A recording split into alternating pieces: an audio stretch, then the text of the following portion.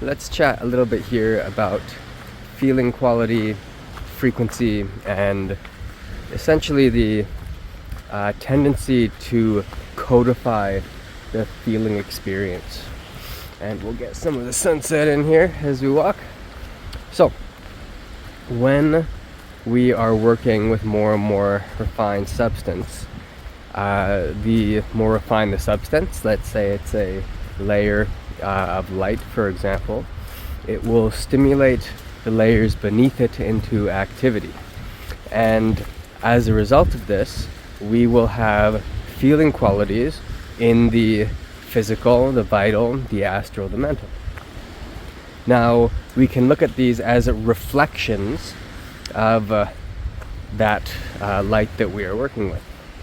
Now, let's say it's a coarser light. There's a very common perception that you're being filled with light, right? They're being expanded with light.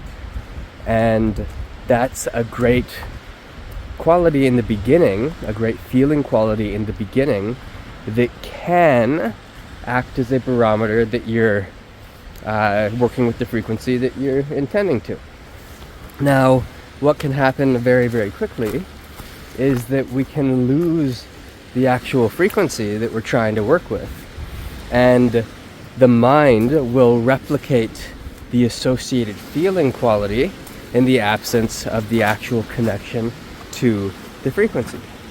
So this is something we want to acknowledge and be aware of, and the remedy for this is to make sure that we go through the process that takes us to the frequency, the process that we've learned.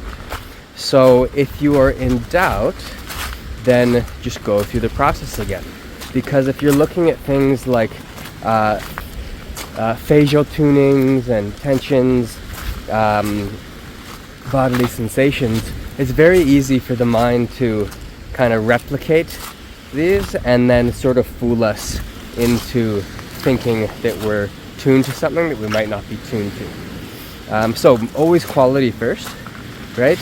And the other side of this is that if we get attached to the feeling quality that we associate in the beginning when we are first introduced to a frequency, when that feeling quality changes, right, we might think that we have lost the frequency, right? But the responses of the body can be quite vast. And then also the changing of the frequencies as well, in terms of the evolution of your relationship with the frequency, and then your evolution or your relationship with the evolution of, say, a spectrum as that frequency evolves as well. So anyway, these are things to be aware of so that you can progress a little bit more freely and not get stuck trying to reproduce experience all the time. There's certainly value in having benchmarks and barometers that you can return to, for sure. Whoa, pretty, especially in the beginning.